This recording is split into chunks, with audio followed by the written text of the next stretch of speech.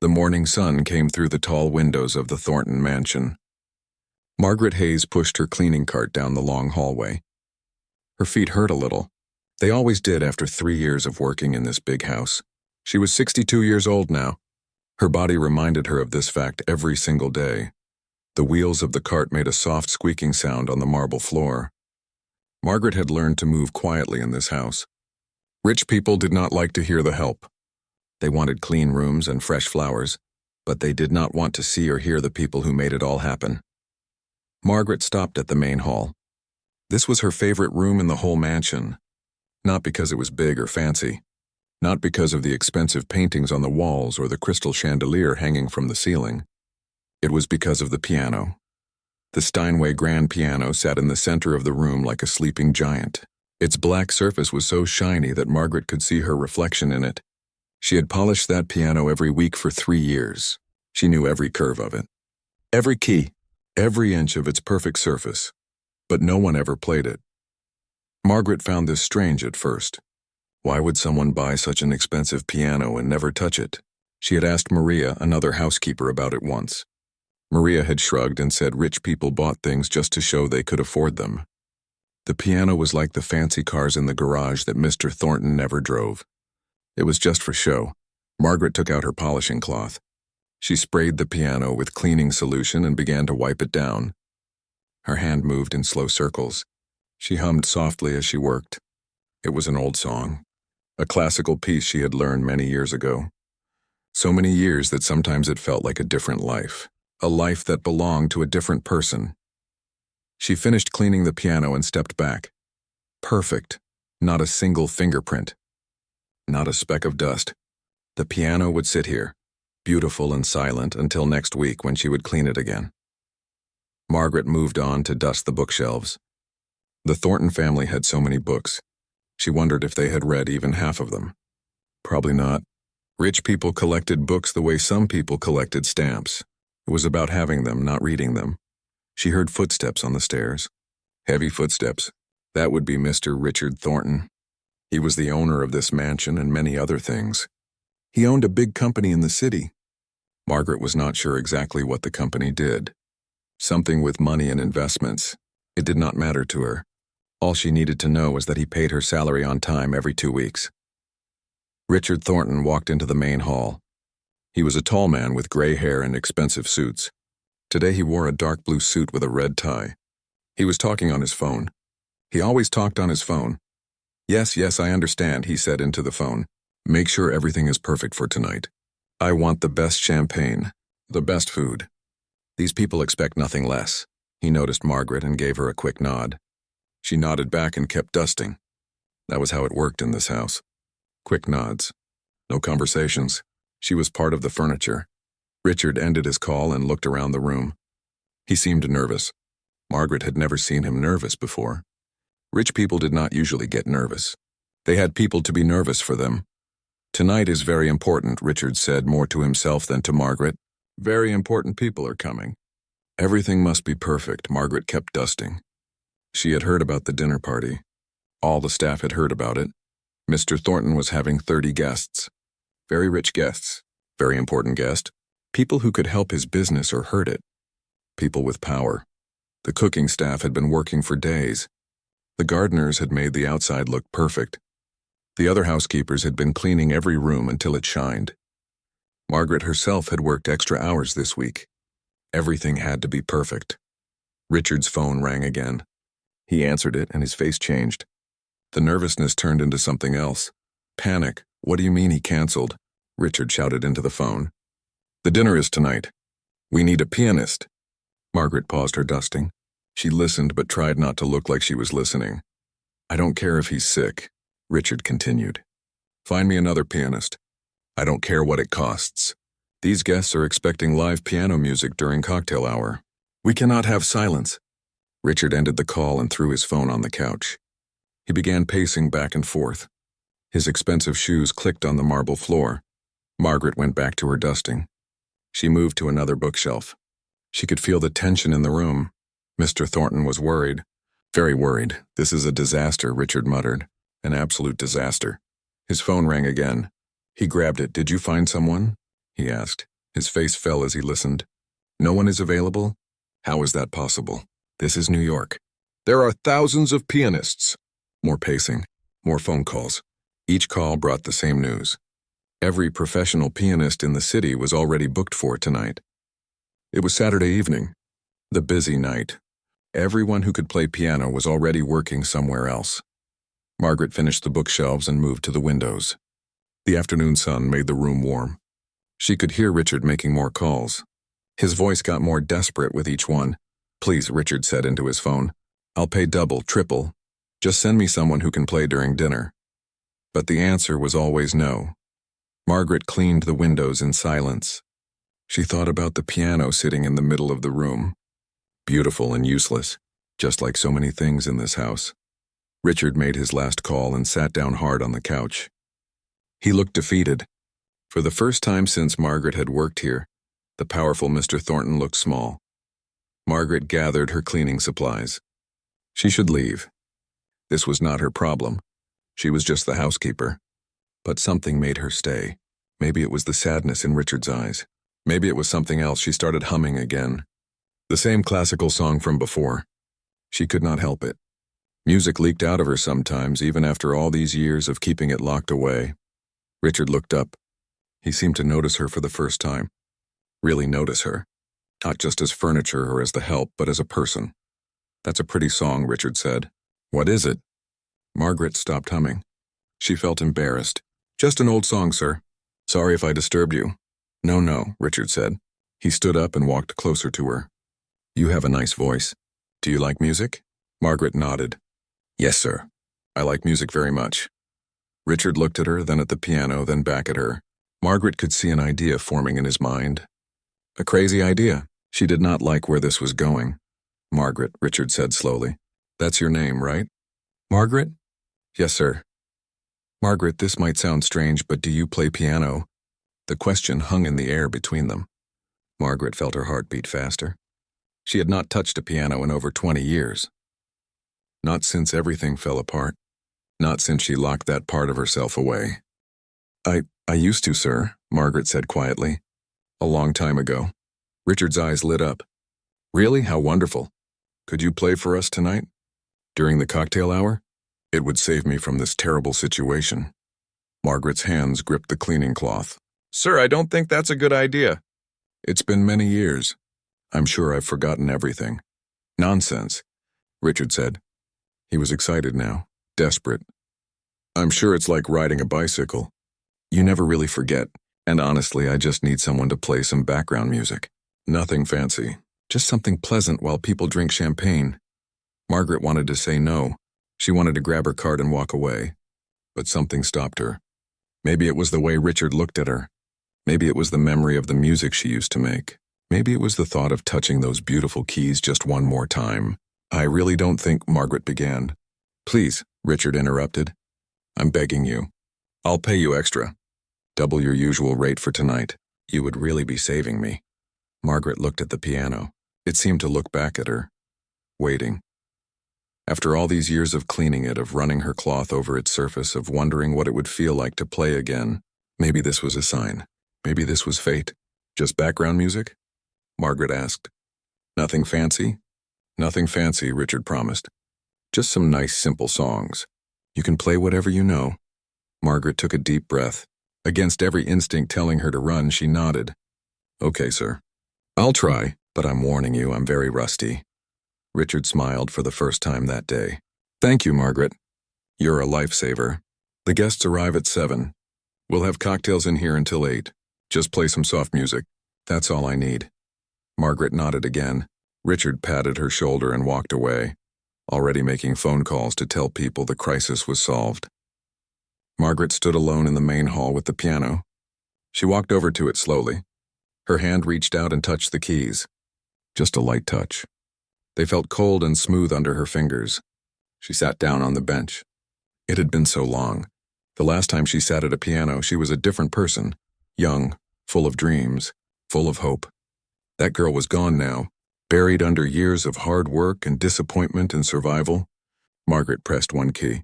Middle C. The note rang out clear and pure. It filled the empty hall. It filled something in her too. A hollow place she had forgotten existed. She pressed another key. Then another. A simple scale. Her fingers remembered even if her mind had forgotten. They moved up and down the keyboard. Slow at first, then faster. The muscle memory was still there, buried deep but not dead. Margaret stopped playing. Her hand shook a little. This was a mistake. She should tell Mr. Thornton she could not do it. She should say she was sick. She should say anything to get out of this. But she did not move from the bench. The afternoon passed. Margaret finished her cleaning duties. She told the other staff about the dinner party plan.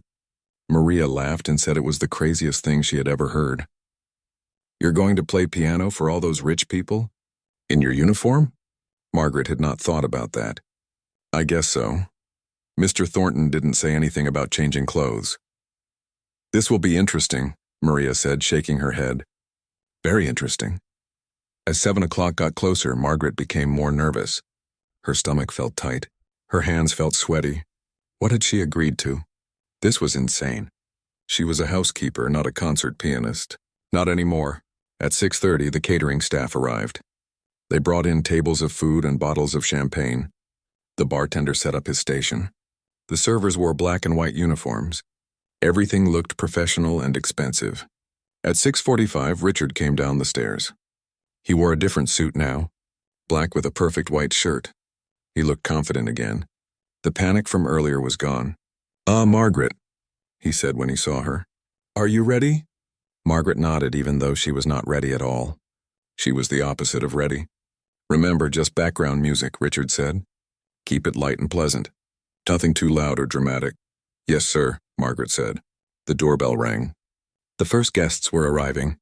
Margaret walked to the piano. Her heart pounded so hard she could hear it in her ears. She sat down on the bench and placed her hands on the keys. They still felt cold, still felt foreign and familiar at the same time. The main hall started filling with people. Rich people in expensive clothes, diamonds and designer dresses, perfect hair and perfect teeth. They laughed and talked loud. They held champagne glasses. They did not notice the black woman in a housekeeping uniform sitting at the piano. Richard greeted his guests with big smiles and firm handshakes. "Welcome, welcome. So glad you could make it." More people arrived. The room got crowded. The noise got louder. Still, no one looked at Margaret. Richard caught her eye and nodded. It was time to play. Margaret took a deep breath. She chose a simple song. Something easy. Something safe. Mozart. A little sonata she had learned when she was young. Her fingers found the first notes. The music started soft and quiet. At first, no one noticed. They kept talking and drinking. But Margaret kept playing, note after note, measure after measure. Her fingers remembered more than she thought they would. The song flowed out like water from a tap that had been turned off for too long. A few people near the piano glanced over. They saw the housekeeper playing. Some smiled politely and turned back to their conversations. It was unusual but not interesting enough to comment on. Margaret finished the Mozart piece. She moved into another song without stopping. A Chopin waltz this time. Still simple, still safe. Her hands moved a little faster now, a little more confident. The party continued around her. Margaret became part of the background, like the paintings on the walls or the flowers in the vases, present but invisible, there but not there. She played song after song, easy pieces she remembered from her youth. Her fingers stumbled sometimes, but not too badly. No one seemed to notice when she hit a wrong note. They were too busy with their own conversations and their own importance. Richard moved through the crowd like a happy host. He introduced people to each other. He told jokes. He made sure everyone had a drink. Sometimes he glanced at Margaret and smiled. She was doing exactly what he needed, filling the silence without drawing attention. Margaret started to relax a little. This was not so bad. She could do this. Just background music, just wallpaper sounds for rich people to ignore. But then something happened. As Margaret played, something inside her shifted. The music that had started as a job, as a favor to her employer, began to feel like something else. It began to feel like coming home after a long journey. It began to feel like breathing after holding your breath underwater. Her fingers moved into a new song without her consciously choosing it. Something harder, something from deep in her memory. Rachmaninoff. a piece she had not thought about in decades. This was not background music anymore. This was not safe or simple. This was dangerous. Margaret's fingers moved across the keys like they had a mind of their own. The Rachmaninoff piece poured out of her. It was not supposed to happen this way. She was supposed to play simple songs, safe songs, background music that no one would really hear, but her hands betrayed her.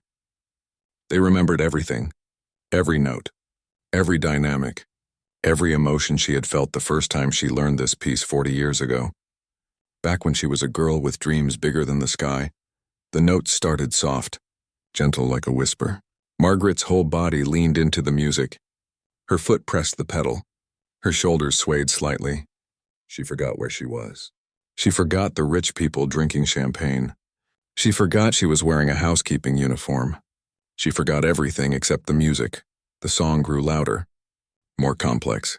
Her left hand played deep bass notes while her right hand danced up high on the keyboard. The two hands talked to each other, argued with each other, made up with each other. It was like a conversation in a language beyond words. Someone near the piano stopped talking mid-sentence. A woman in a red dress turned to look, but Margaret did not see her. Margaret's eyes were closed now. She was somewhere else, someplace deep inside herself where she had not been in 20 years. The music built and built. It climbed like stairs leading up to heaven. Higher and higher, faster and faster. Margaret's fingers flew across the keys. They knew exactly where to go even though her mind had forgotten. The body remembers. The soul remembers. Even when we try to make ourselves forget, more people stopped talking. More heads turned toward the piano. The noise in the room began to quiet down. Not all at once, slowly, like someone turning down the volume bit by bit. Margaret reached the hardest part of the piece, the part where both hands had to move in opposite directions at lightning speed, the part where one wrong note could ruin everything. She hesitated for just a second. Could she still do this? Was she still good enough? But her hands did not care about her doubts. They knew what to do. They had practiced this passage 1,000 times when she was young. They had made it perfect back then. And somehow, impossibly, they were still perfect now. The notes cascaded like a waterfall, like diamonds falling from the sky, like everything beautiful and heartbreaking in the world coming together in one moment. Margaret poured everything into it. All the pain, all the lost years, all the dreams she had buried, all the talent she had hidden away. It all came flooding out through her fingers and into the piano. The room was almost silent now. Almost everyone had stopped talking. They stood with their champagne glasses frozen halfway to their mouths. They stared at the woman at the piano, the black woman in a simple uniform who was creating sounds they had never heard before. Not from a concert hall, not from a recording. From a human being right in front of them. Margaret did not see them staring. She was too lost in the music. She was back in her tiny apartment 40 years ago. She was 19 years old. She was practicing this same piece for her piano professor at Juilliard. She was perfect and young, and the whole world was opening up for her like a flower. Professor Chen had stood behind her that day. Margaret could still hear his voice. Beautiful, Margaret. You have a gift. A real gift. Never let anyone tell you different. But then her mother had gotten sick, and the bills had come, and the dreams had died, and Margaret had learned that talent was not enough in this world. Money mattered more. Connections mattered more. Luck mattered more. The music shifted again. It became softer, sadder. This was the part that always made Margaret cry when she was young. It was so beautiful it hurt, like looking at something too perfect to exist, too pure for this world. Someone in the audience made a small sound, a gasp or maybe a sob. Margaret did not hear it. She was in her own world, a world made of sound and memory and everything she used to be. Her hands slowed down. The notes became gentler, more tender, like touching something precious that might break, like holding a baby, like saying goodbye to someone you love. A tear rolled down Margaret's cheek. She did not notice. She was not crying in this mansion on this Saturday night in the Hamptons. She was crying in a hospital room 22 years ago, holding her mother's hand, watching her take her last breath, knowing that every sacrifice had been for nothing, because her mother was gone anyway, gone and never coming back. The music swelled one last time, a final burst of emotion, all the anger and grief and regret pouring out. Margaret's whole body shook with it. Her fingers pressed hard on the keys. The sound filled the entire room. It filled every corner, every space. It pushed out all the air and replaced it with pure feeling. And then, like a storm passing, the music became quiet again. So quiet you had to hold your breath to hear it. Margaret's fingers moved like feathers on the keys, like snowflakes falling, like the last light fading from the sky at the end of the day. She played the final notes, soft, gentle, peaceful, like finally letting go of something you have been holding on to for too long. Like forgiveness, like acceptance, like rest. The last note hung in the air. Margaret kept her hands on the keys. She kept her eyes closed. She was not ready to come back yet, not ready to leave that place where the music lived. The silence that followed was complete, total. No one moved. No one breathed. It was as if the whole room was frozen in time. Margaret finally opened her eyes. She blinked. She looked down at her hands on the piano keys. They were shaking. When had they started shaking? Slowly, she became aware of where she was. The mansion, the dinner party, the rich people. She turned her head and looked at the room. Everyone was staring at her. Every single person. Some had tears running down their faces. Some had their mouths open in shock. Some just stood completely still like statues. Margaret's heart started to pound. What had she done? This was not the plan.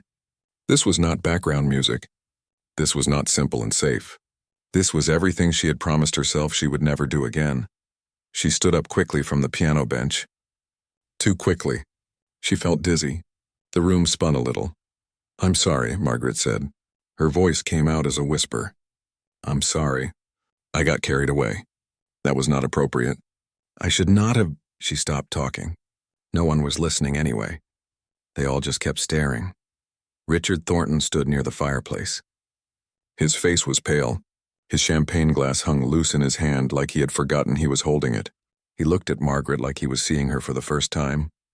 Like she was a stranger who had just appeared in his house. An older woman stepped forward from the crowd. She had white hair and wore an elegant black dress. Her face was wet with tears. She walked toward Margaret slowly. Her hands were shaking. "Who are you?" the woman asked. Her voice trembled. "Who are you, really?" Margaret did not know how to answer. Who was she? A housekeeper? A mother, a widow? A woman who cleaned toilets and made beds for rich people? A woman who was nobody special? Nobody important? But the woman kept looking at her with those intense eyes, waiting for a real answer. "I'm Margaret Hayes," she finally said. "I work here. I'm the housekeeper." The woman shook her head. No, that's not what I mean.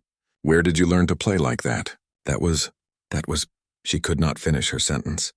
More tears fell down her face. Another guest spoke up. A man with gray hair and an expensive watch. "I've been to 100 concerts at Carnegie Hall. I've heard the best pianists in the world. I've never heard anything like what you just played." More voices joined in, all saying similar things, all shocked, all confused. How could this woman, this housekeeper, play piano like that? Margaret felt her face grow hot. She wanted to disappear. She wanted to grab her cleaning cart and run out of the house and never come back.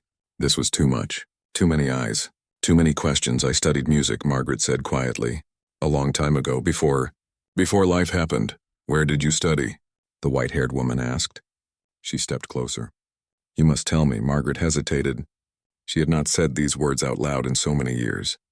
"Juilliard. I went to Juilliard, but only for 1 semester. I had to drop out." A gasp went through the crowd.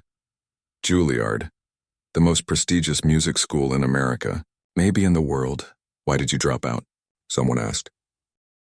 Margaret did not want to answer. This was too personal, too painful. But something about the way everyone looked at her made her tell the truth. "My mother got sick. Cancer. The medical bills were too much. I had to work. I had to take care of her. Music became impossible." The room was quiet again, but it was a different kind of quiet now. Not the stunned silence from after the music. This was a heavy quiet, full of understanding and sadness. The white-haired woman pulled a business card from her purse. She handed it to Margaret with both hands, like it was something precious. "My name is Dr. Elena Vasquez. I teach at the Manhattan School of Music. I also run a foundation for talented musicians." She paused. Her voice got stronger. "We need to talk tomorrow, please. Will you call me?" Margaret took the card. Her hands were still shaking. She looked at it, but the words blurred together. She could not focus. I don't understand, Margaret said. You have a gift, Dr. Vasquez said. A rare gift. It would be a crime against art itself to let it stay hidden. Whatever happened before, whatever life did to you, it's not too late. It's never too late. Margaret shook her head. I'm 62 years old. I'm too old. That ship sailed a long time ago. Nonsense, Dr. Vasquez said firmly. Some of the greatest pianists in history didn't peak until their 70s. Age means nothing. Talent means everything. Other guests crowded around now. They all wanted to talk to Margaret. They all had questions. Some pulled out their phones. Margaret heard the click of cameras. She saw flashes of light. Please, she said. Please, this is too much.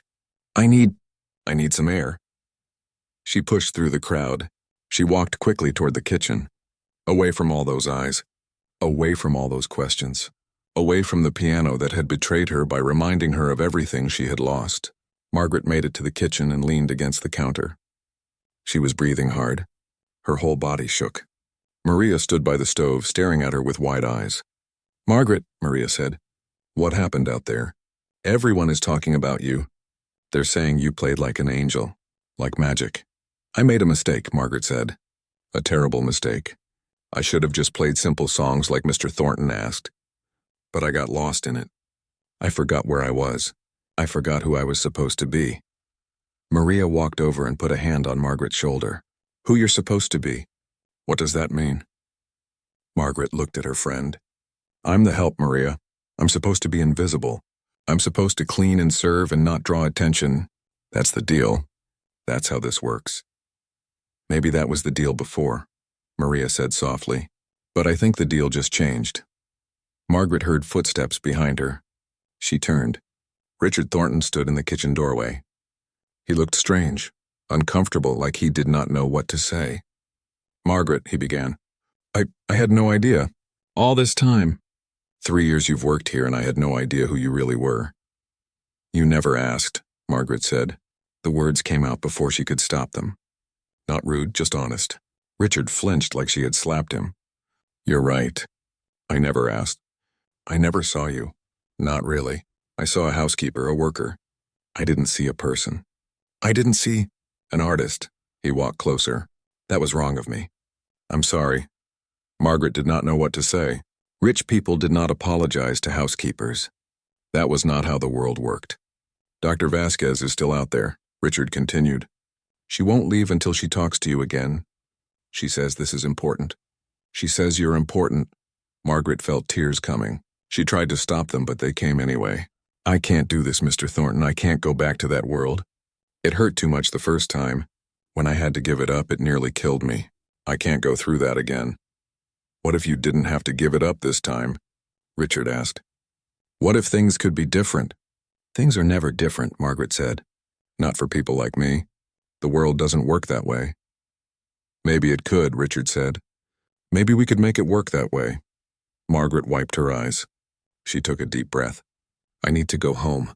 I can't be here right now. Please tell Dr. Vasquez I'm sorry. Tell everyone I'm sorry. You have nothing to be sorry for, Richard said. But okay, I understand. Go home, rest. But please think about what Dr. Vasquez said. Think about calling her. Promise me you'll think about it. Margaret nodded. She did not trust herself to speak. She left through the back door. The night air was cool on her face. She walked to the bus stop on shaking legs. Her mind was spinning. What had just happened? What had she done? The bus ride home felt like a dream. Margaret stared out the window at the lights of the city. She thought about the piano, the music, the way it felt to play again after so many years. Like finding a part of herself she thought was dead. She thought about Dr. Vasquez's face, the tears, the urgency in her voice. It's not too late, but it felt too late. It felt like being offered water after you've already died of thirst. What good was the water now? Margaret got off the bus and walked to her small apartment. It was in a neighborhood far from the Hamptons, far from the mansions and the rich people. This was the real world. Her world. She unlocked her door and went inside. The apartment was tiny. 1 bedroom, a kitchen so small you could barely turn around. But it was hers. She had paid for it with her own work. her own sweat. Margaret sat on her old couch. She pulled Dr. Vasquez's business card out of her pocket. She stared at it for a long time. Her phone buzzed. A text message. She looked at it. The number was not saved in her contacts, but she knew who it was. Richard Thornton. The message said, "Your performance tonight changed lives, including mine. Thank you, and please don't give up on yourself." Margaret put the phone down. She closed her eyes. She could still hear the music in her head. The Rachmaninoff piece, every note, every phrase. It played on repeat like a song stuck in her mind. She had tried so hard to forget. For 20 years she had pushed the music away, locked it in a box, thrown away the key, because remembering hurt too much, because talent without opportunity was just torture. Better to forget, better to be ordinary, better to be safe. But tonight the box had opened. The music had escaped, and now Margaret did not know if she could put it back. Margaret did not sleep that night. She lay in bed staring at the ceiling. Every time she closed her eyes, she saw the faces from the party. All those rich people staring at her, some crying, some shocked. All of them seeing her in a way she had not been seen in 20 years. Around 3 in the morning, Margaret got up. She made tea and sat by her kitchen window. The city never really slept. Even at this hour, cars drove by. Lights glowed in other apartment windows. People lived their lives in the darkness. She thought about her mother. What would Mama say if she could see Margaret now? Would she be proud? Or would she feel guilty that Margaret had given up so much to take care of her? Margaret's mother had loved music. Even when she was sick, even when the cancer made her so weak she could barely move, she would ask Margaret to hum for her. "Sing me something pretty, baby," she would say, and Margaret would hum whatever classical piece she was learning at school. "You're going to be famous one day," her mother used to tell her. "My daughter, the concert pianist. I'll sit in the front row and cry happy tears." But there had been no concerts. No front row? Just hospital rooms and bills and that terrible moment when the doctor said there was nothing more they could do. Margaret had held her mother's hand that last night. "I'm sorry I couldn't save you," she had whispered. Her mother had squeezed her hand with what little strength she had left. "You gave me everything, baby. Everything that mattered. Don't you dare be sorry." Those were almost her last words. She died 3 hours later. Margaret was 19 years old. Now Margaret was 62. Her mother had been gone longer than she had been alive. But Margaret still felt like that 19-year-old girl sometimes. Still felt the weight of all those unpaid dreams. The sun came up slowly. Margaret watched it paint the sky pink and orange. Sunday morning. She did not have to work today. Usually on Sundays she went to church. Then she did laundry, made a simple dinner, read a book from the library. Small quiet things that made up a small quiet life. But today felt different. Everything felt different after last night. Margaret's phone rang at 8 o'clock. She looked at the screen. It was a number she did not know. She almost did not answer, but something made her pick up. "Hello? Margaret? This is Elena Vasquez. We met last night. Please don't hang up." Margaret's heart beat faster. "How did you get my number?" "Richard Thornton gave it to me. I hope that's okay. I know it's early. I know this is your day off. But I could not wait. We need to talk. Dr. Vasquez, I appreciate your kindness last night, but I don't think—" "Please," Dr. Vasquez interrupted. "Just give me 1 hour. Let me buy you breakfast. Let me explain what I'm thinking. If after that you want to walk away, fine. But give me 1 hour." Margaret wanted to say no. She wanted to hang up and go back to her safe, small life. But she heard herself say, "Okay. 1 hour." They met at a diner near Margaret's apartment. Dr. Vasquez was already there when Margaret arrived. She sat in a booth by the window, 2 cups of coffee already on the table. "Thank you for coming," Dr. Vasquez said as Margaret slid into the booth. "I wasn't sure you would." "I almost didn't," Margaret admitted. "But you did." That means something. They ordered breakfast. Eggs and toast for Margaret. Just fruit for Dr. Vasquez. When the waitress left, Dr. Vasquez leaned forward. Her eyes were intense. "I could not sleep last night," she said. "I kept thinking about your playing, about that Rachmaninoff piece. Do you know how rare it is to hear someone play with that much emotion, that much technical skill combined with that depth of feeling?" Margaret looked down at her coffee. "I lost control. I was supposed to play background music. Thank God you lost control, Dr. Vasquez said. Background music would have been a waste. What you played? Margaret, I have been teaching music for 35 years. I have heard thousands of students. I have heard professionals. I have heard prodigies. What you have is different, special. Had, Margaret corrected. What I had. Past tense. I'm 62 years old. My moment has passed. Dr. Vasquez shook her head firmly. Your moment is right now. Today, this moment we're sitting in. She pulled out her phone and showed Margaret something. It was a video. Someone had filmed Margaret playing at the party. The video was posted on social media. Margaret watched herself at the piano, saw her eyes closed, saw her hands flying across the keys, heard the music. This was posted 6 hours ago, Dr. Vasquez said. It already has 2 million views. People are calling you the hidden genius, the secret maestro. Your story is spreading like fire. Margaret felt sick. I didn't want this. I didn't ask for this. I know. But it's happening anyway. The question is, what are you going to do about it? Their food arrived. Margaret stared at her eggs. She was not hungry anymore. What can I do about it? She asked.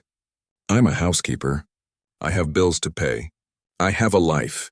I can't just what? Can't just be who you really are? Can't just use the gift God gave you? Margaret looked up. You don't understand.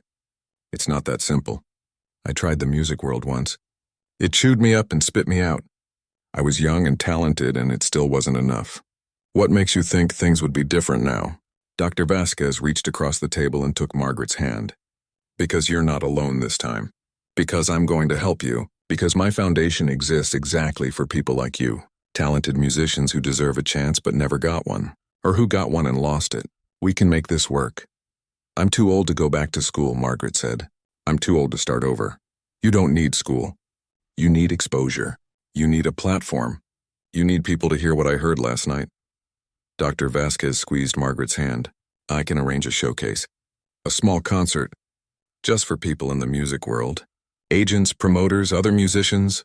Let them hear you play. Let them decide if age matters. Margaret pulled her hand back. And if they decide I'm just a curiosity? A feel-good story? The old maid who can play piano? What then? Then at least you tried, Dr. Vasquez said. At least you didn't give up without knowing what could have been. Margaret thought about this. She thought about all the years she had wondered what if. What if her mother had not gotten sick? What if she had been able to finish school? What if she had become the pianist she was meant to be? Maybe this was her chance to stop wondering. I'm scared, Margaret said quietly. I'm terrified, actually. Good, Dr. Vasquez said. That means it matters. Fear means you care. They talked for another hour. Dr. Vasquez explained her foundation, how it worked, what they could offer. Money for Margaret to take time off work and practice. Access to a good piano. Connections to people in the music world. A real chance. There's one condition, Dr. Vasquez said. You have to take this seriously. You have to practice every day. You have to work as hard as any young student. Maybe harder. Can you do that? Margaret thought about her hands. 62 years old. Would they hold up to hours of practice every day? Would her back? Would her mind? But then she thought about last night. How it felt to play again. How alive she felt. How much like herself. Yes, Margaret said. I can do that. Dr. Vasquez smiled. A big, genuine smile. Then we start tomorrow. I'll have my assistant contact you about details. For now, go home, rest, let this sink in. Your life is about to change, Margaret. Margaret left the diner in a daze. She walked home slowly. Her mind raced with thoughts. This was crazy. This was impossible. She was too old, too rusty, too scared. But she was also excited. For the first time in 20 years, she felt something other than tired. She felt alive. When Margaret got home, her phone was full of messages. Some from numbers she did not know. Some from co-workers at the mansion. Everyone had seen the video. Everyone wanted to talk to her. There was a message from her daughter, Lisa. Mom, what is going on? Someone sent me a video of you playing piano at some rich person's house. Call me, Margaret called Lisa. Her daughter answered on the first ring. Mom, is it true? Did you really play piano at a party last night? Yes, honey. It's true, but you never told me you could play like that. I had no idea. Margaret sat down on her couch. There's a lot I never told you. About my past. About who I was before I became your mother. Tell me now, Lisa said. I want to know everything. So Margaret told her. About Juilliard. About her dreams. About how she gave it all up to take care of her grandmother, Lisa's grandmother. About the years of pushing music away because it hurt too much to remember. Lisa was quiet for a long moment when Margaret finished. Then she said, Mom, you sacrificed everything for us. For Grandma, then for me and my brother. You never did anything for yourself. I had you kids. That was enough. No, Lisa said firmly. It wasn't enough. We love you, Mom, but we can't be your whole life. You deserve more. You deserve this chance. Margaret felt tears coming again. Seemed like she had cried more in the past 12 hours than in the past 12 years. I'm scared, Lisa. What if I fail? What if you don't? Lisa countered. Mom, you're the strongest person I know. If anyone can do this, it's you. After they hung up, Margaret sat in silence. She thought about what Dr. Vasquez had said, what Lisa had said, what Richard Thornton had texted last night. Everyone seemed to believe in her except herself. Margaret walked to her bedroom closet. She pushed aside her work uniforms and reached way in the back. Her hand found what she was looking for. A box, old and dusty and covered with years of neglect. She pulled the box out and sat on her bed. She had not opened this in 20 years. Had not even looked at it. Inside were things from her past. Her acceptance letter to Juilliard, photos of her with her piano teachers, programs from recitals she had performed when she was young. Sheet music, so much sheet music. At the bottom of the box was a letter. Margaret picked it up with shaking hands. She knew what it was. She had written it herself 40 years ago. A letter to her future self. She unfolded the yellowed paper and read her own handwriting from so long ago. Dear future me, I hope you're reading this as a famous pianist. I hope you're living the dream. I hope you never gave up on music no matter what happened. Music is who we are. It's not just what we do. Remember that. Love, Margaret at 18. Margaret's tears fell on the old paper. She had given up. She had let music die. She had failed that hopeful girl who wrote this letter, but maybe it was not too late to keep the promise. Margaret folded the letter carefully and put it back in the box. Then she took out the sheet music. She flipped through the pages. Beethoven, Chopin, Mozart, Rachmaninoff, all her old friends. Tomorrow she would start practicing. Tomorrow she would begin the hard work of being a musician again. Tomorrow she would try to become who she was always meant to be. But tonight she would sit with these memories. She would make peace with the past. She would forgive herself for all the lost years. Margaret's phone buzzed again. Another message from Dr. Vasquez. I arranged for you to use a practice room at the music school. Starting tomorrow. 9 a.m., don't be late. This is your second chance, Margaret. Don't waste it. Margaret typed back one word. Okay. She looked at the sheet music spread across her bed, at the old photos of young Margaret at the piano, at the acceptance letter to Juilliard. All these pieces of a life that could have been. Maybe they could still be pieces of a life that would be. Margaret picked up one piece of sheet music.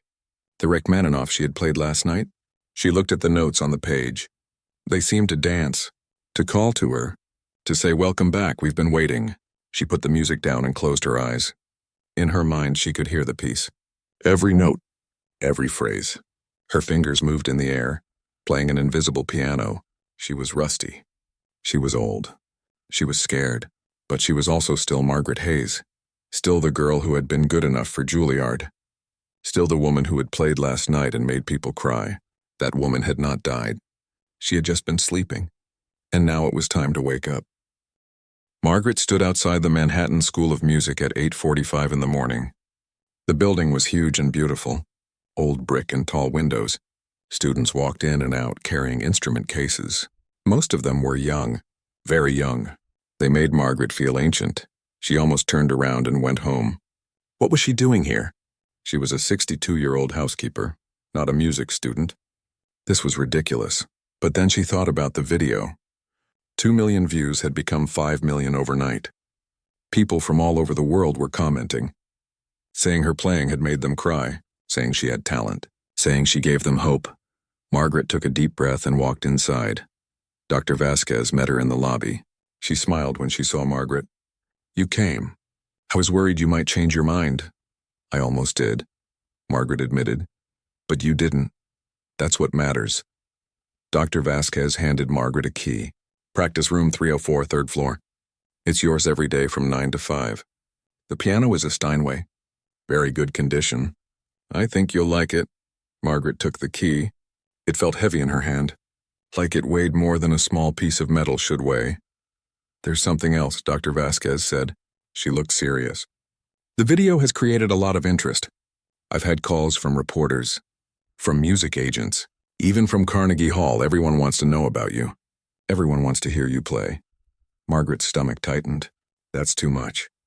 I'm not ready for that kind of attention. I know. That's why I told them all no for now. I said you need time to practice. Time to prepare. But Margaret, we need to plan for a performance. Something public. Something that shows everyone what you can do. When? Margaret asked. The word came out as a whisper. 3 months. I'm thinking a recital here at the school. We'll invite critics, agents, musicians, people who matter in the music world. It will be your coming out performance, 3 months, 90 days. It sounded like a lot of time and no time at all. Can I be ready in 3 months? Margaret asked. Only you can answer that, Dr. Vasquez said. But I believe you can. If you work hard. If you dedicate yourself completely. Margaret nodded slowly. Okay, 3 months. I'll be ready. Dr. Vasquez smiled. Good, now go practice. I'll check on you later. Margaret took the elevator to the 3rd floor. The hallways were quiet. Most students were in class at this hour. She found room 304 and unlocked the door. The practice room was small but nice. Soundproof walls. Good lighting. And in the center of the room, a beautiful black Steinway piano. Margaret walked toward it slowly. Like approaching something sacred, she sat down on the bench, put her hands on the keys, took a breath, and started to play. The first hour was terrible. Her fingers were stiff. She made mistakes on pieces she used to play perfectly. She had to stop and start over and over again. Her back hurt from sitting. Her hands cramped. Margaret wanted to cry. 20 years away from the piano had done more damage than she thought. She was not the same pianist she used to be. Maybe she never would be again, but she kept playing. She worked through scales, exercises, simple pieces to warm up her fingers. Slowly, very slowly, things got a little better. Her hands remembered a little more. The music came a little easier. By noon, Margaret was exhausted. Her whole body hurt, but she had also felt something. A small spark of the old magic, a hint that maybe, just maybe, she could do this. She took a break and ate the sandwich she had brought. Then she went back to the piano. More scales, more exercises. Then she started working on real pieces. The Rachmaninoff from the party, a Chopin nocturne, a Mozart sonata. The hours passed. Margaret lost track of time. She was in the music now, in that place where nothing else existed, just her and the piano and the notes. At 5 o'clock, someone knocked on the door. Margaret jumped. She had been so focused she had forgotten where she was. Dr. Vasquez opened the door and looked in. How did it go? Margaret flexed her sore hands. Hard, really hard, but good. I think. May I hear something? Dr. Vasquez asked. Margaret nodded. She played the Chopin nocturne. It was not perfect. She made a few mistakes. But it was better than this morning. Much better. When she finished, Dr. Vasquez had tears in her eyes. Again, beautiful. You're going to be ready, Margaret. I know it. Margaret went home that night completely exhausted. She could barely lift her arms to unlock her apartment door. She made a simple dinner and fell asleep on the couch at 8 o'clock.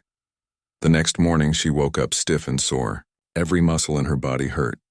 Her fingers felt like sausages. But she got up, ate breakfast, and went back to the music school. And the next day. And the next day. And the next, a routine developed. Margaret would practice from 9 to 5 every day. Then she would go home, eat, sleep, and do it again. She told Richard Thornton she needed to take a leave from her housekeeping job. He not only agreed but continued to pay her full salary. Consider it an investment, Richard said on the phone. In talent. In you. The weeks passed. Margaret's playing got better and better. Her fingers regained their strength. Her back got used to sitting for long hours. The music started to flow again, like a river that had been dammed up and was finally flowing free. But it was not easy. Some days Margaret made progress. Other days she felt like she was getting worse. Some days she wanted to quit. To go back to her simple life where she did not have to try so hard. Where she did not have to face the possibility of failure. On one particularly hard day, about 6 weeks into her practice, Margaret sat at the piano crying.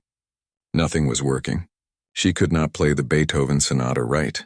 Her fingers kept stumbling. The music sounded choppy and wrong. There was a knock on the door. Dr. Vasquez came in. She saw Margaret crying and sat down next to her on the bench. "Tell me what's wrong," she said gently. "I can't do this," Margaret said. "I'm not good enough. I thought I could get back to where I was, but I can't. Too much time has passed. I'm too old." Dr. Vasquez put an arm around Margaret's shoulders. "You're not trying to get back to where you were. You're trying to get to somewhere new, somewhere better." The Margaret who played at Juilliard 40 years ago was talented, but she was also young and inexperienced. She hadn't lived yet, hadn't suffered, hadn't lost anything. She paused. The Margaret sitting here now has lived a whole life. She has known pain and sacrifice and perseverance. All of that is in your playing now. Your music has depth that young Margaret could never have. Don't try to be who you were. Be who you are now. Margaret wiped her eyes. What if who I am now isn't good enough? Then we'll deal with that when it happens. But I don't think it will. I think you're going to surprise yourself. And everyone else. After Dr. Vasquez left, Margaret sat at the piano for a long time. Then she started playing the Beethoven again. But this time she did not try to play it perfectly. She played it honestly, with all her pain and all her hope, with all her years of struggle, and suddenly it sounded right. The weeks continued to pass. Margaret's performance date got closer. Dr. Vasquez started spreading the word. Invitations went out to important people in the music world. Critics from major newspapers, agents, concert promoters, musicians. The video from the party now had over 20 million views. News outlets had picked up Margaret's story. The housemaid who was secretly a genius. The hidden talent. The second chance. Everyone loved a good story like that. Margaret tried not to read the articles or watch the news segments about her. It was too much pressure. She just focused on practicing, on getting better every day. 2 weeks before the performance, Dr. Vasquez brought someone to hear Margaret play. A famous pianist named James Morrison. He had played all over the world. Won major awards. He was a legend. Margaret was terrified.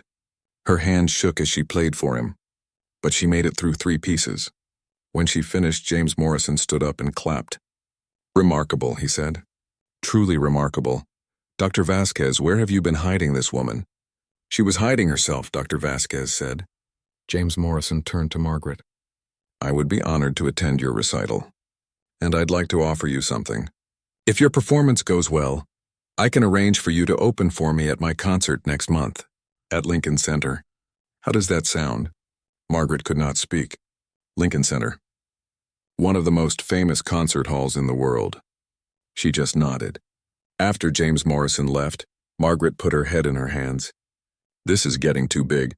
Too real. What if I mess up? What if I freeze on stage? What if everyone realizes I'm just a fraud?"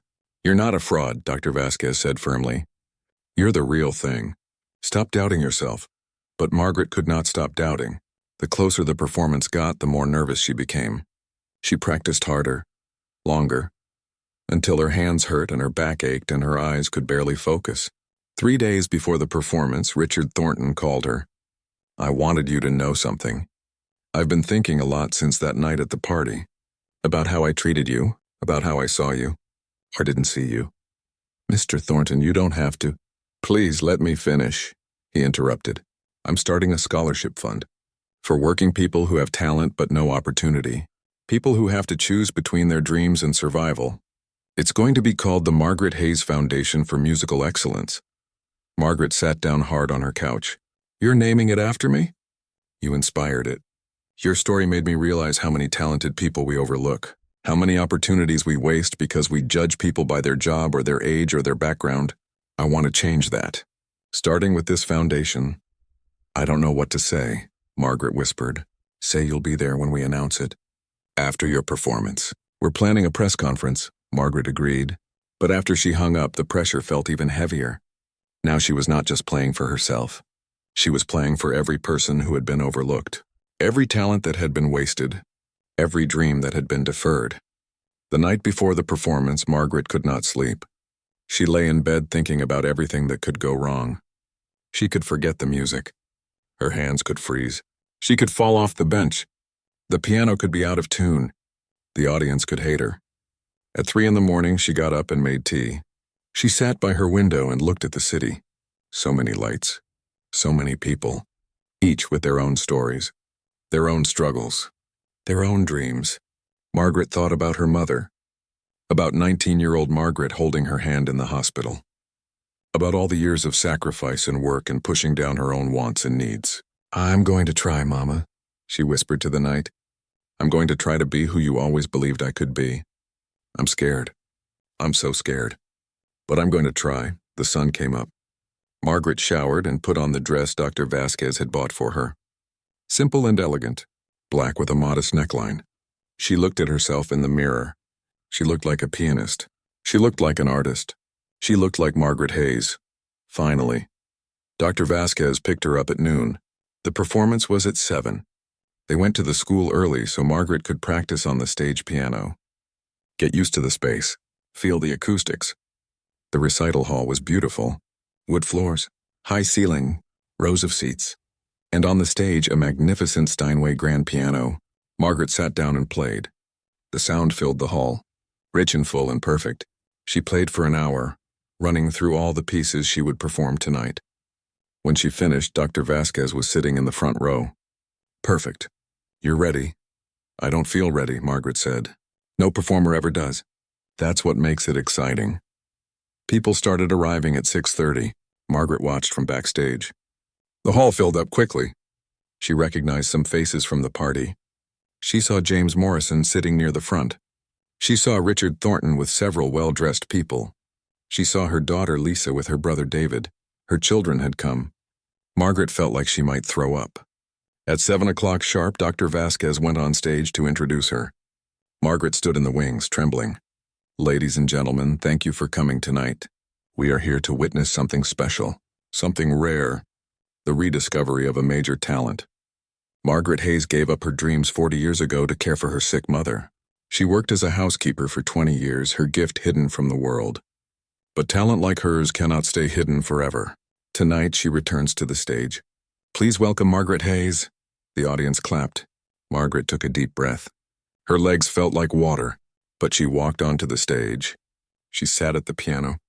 She looked out at all those faces, and she began to play. The first note hung in the air like a prayer. Margaret's hands rested on the keys. She had chosen to start with Mozart, something clean and clear and precise, something to calm her nerves and find her center. Her fingers moved across the keyboard. The music flowed out. Pure and simple and exactly right. Margaret felt her fear start to fade. This was what she was meant to do. This was who she was meant to be. The Mozart piece was short, just 7 minutes. When she finished, the audience clapped politely. Margaret took a breath. That was the warm-up. Now came the real test. She began the Chopin Nocturne. This piece was all emotion, all heart. It required not just technical skill, but soul. Margaret poured herself into it. Every lonely night of the past 20 years. Every moment of wondering what if. Every sacrifice. Every lost dream. It all went into the music. The audience was completely silent. Even the polite coughs and rustling stopped. Everyone was listening. Really listening. Margaret finished the Chopin and moved straight into Beethoven.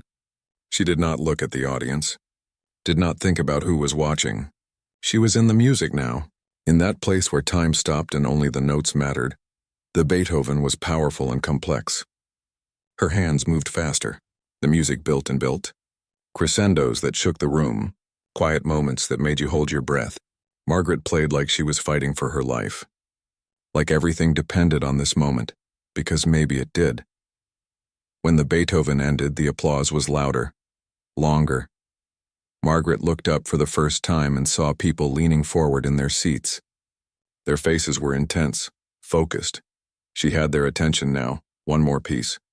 The one everyone was waiting for. The Rachmaninoff from the party.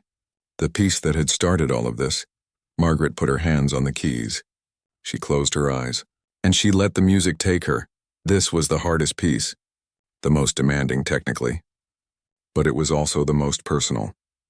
This was the piece that had broken her open that night at the party, that had reminded her of who she really was, Margaret's fingers flew across the keyboard. Fast passages that required perfect precision, slow sections that required perfect emotion. The music was a journey, from darkness to light, from despair to hope, from death to rebirth. She thought about her mother as she played, about 19-year-old Margaret making the choice to give up music, about all the years of being invisible, of cleaning other people's houses, of pushing down her talent because it hurt too much to remember. But she also thought about now, about being given a second chance, about finding her way back to music, about being seen, finally being seen. The music swelled to its climax. Margaret's whole body was in it now, swaying with the rhythm, her face showing every emotion. This was not just playing. This was living. This was breathing. This was being fully, completely alive. The final notes came. Soft and gentle like the sun setting, like peace after a storm, like coming home after a long journey. Margaret played the last note. Let it fade into silence. Took her hands off the keys. For a moment nothing happened. Complete silence. Margaret's heart pounded. Had she failed? Had it not been good enough? Then the applause started. Not polite, not restrained, thunderous. People stood up. All of them. A standing ovation. They clapped and clapped. Some people were crying. Others were shouting, "Brava!" Margaret stood up from the piano bench. Her legs shook. She bowed. The applause got louder. She bowed again. Tears ran down her face, but she did not care. Dr. Vasquez came onto the stage and hugged her. James Morrison stood in the front row, clapping harder than anyone. Richard Thornton was on his feet, tears on his face. Lisa and David were screaming and cheering like she had just won the Super Bowl. The applause went on for 5 minutes. Then 10. People did not want to stop. Finally, Dr. Vasquez held up her hands. Thank you. Thank you all. Margaret will be available to talk after we have a brief reception in the lobby. The audience started to file out, still buzzing with excitement. Margaret stood on the stage, overwhelmed. She could not quite believe it had happened. Could not believe she had actually done it. Dr. Vasquez squeezed her hand. I told you that you were ready. I can't believe they liked it, Margaret whispered. Liked it? They loved it. You were magnificent. The reception was chaos. Everyone wanted to talk to Margaret. Critics shook her hand and said her performance was one of the best they had seen all year. Agents gave her business cards and begged her to consider representation. Musicians told her she was an inspiration. A reporter from the New York Times asked for an interview. A producer from a major television show wanted her to appear as a guest. Someone from a record label wanted to discuss a recording contract. It was all too much. Too fast. Too overwhelming. Margaret found a quiet corner and tried to catch her breath. Her daughter Lisa found her there. Mom, Lisa said, hugging her tight. I am so proud of you. So incredibly proud. I was so scared, Margaret admitted. I almost didn't do it, but you did. That's what matters. You faced your fear and you did it anyway. Richard Thornton approached. He looked different than he had at the party. Humble, almost shy. Margaret, I wanted to say something. That night at the party, I asked you to play as a joke. As entertainment. I saw you as the help. I didn't see you as a person. As an artist. I am deeply sorry for that. Margaret shook her head. Mr. Thornton, you gave me this chance. Even if you didn't mean to. You asked me to play. Without that moment, none of this would have happened. Still, I should have seen you. Really seen you? All those years you worked in my house, I never once asked about your life. Your history. Your dreams. That was wrong. Maybe, Margaret said. But you're trying to make it right now. With the foundation. That matters, Richard smiled. Speaking of which, we'd like to make an announcement. About the Margaret Hayes Foundation. If you're ready, Margaret nodded. She was exhausted but also energized. Tonight had changed everything. There was no going back to the way things were before. Richard gathered everyone's attention. I have an announcement. I am establishing the Margaret Hayes Foundation for Musical Excellence. This foundation will provide full scholarships and support for talented musicians from working-class backgrounds. People who have the gift but not the opportunity. We are starting with an initial endowment of $10 million. The crowd gasped. $10 million. That was real money. Money that could change real lives, Richard continued. Margaret's story has taught me something important. Talent exists everywhere, but opportunity does not. This foundation will try to fix that. To find the hidden Margarets. The people working in our homes, our stores, our restaurants. The people we walk past every day without seeing. Some of them have gifts the world needs to hear. More applause. Margaret felt tears coming again. This night was almost too much. Too emotional. Too big. Dr. Vasquez stepped forward. And I have an announcement as well. The Manhattan School of Music is offering Margaret a position. Artist in residence. She will teach master classes and perform in our concert series. If she wants it. Margaret looked at Dr. Vasquez in shock. A position at a prestigious music school? Teaching? Performing? I don't know what to say, Margaret stammered. Say yes, Dr. Vasquez said with a smile. Say yes to your future. Yes, Margaret said. Yes, I'll do it. The crowd applauded again. Margaret felt dizzy. This morning she was a housekeeper taking a leave from her job. Tonight she was an artist in residence at a major music school. How did life change this fast? James Morrison came over. I meant what I said. I want you to open for me at Lincoln Center next month. My agent will be in touch. This is just the beginning for you, Margaret. You have a real career ahead of you. A career. At 62 years old, Margaret had thought her life was basically over. That she would work as a housekeeper until she was too old, then retire to a small apartment and wait to die. But now everything was different. The reception finally ended around midnight. Margaret's feet hurt from standing so long. Her hands were tired from shaking so many hands. Her face hurt from smiling. But it was a good kind of hurt. Dr. Vasquez drove Margaret home. They sat in the car outside Margaret's apartment building for a few minutes. You know your life is going to be very different now, Dr. Vasquez said. The interviews, the performances, the attention. It's going to be overwhelming sometimes. Are you ready for that? Margaret thought about it. I don't know if I'm ready, but I'm willing. For 40 years I played it safe. I hid. I made myself small and invisible. I don't want to do that anymore.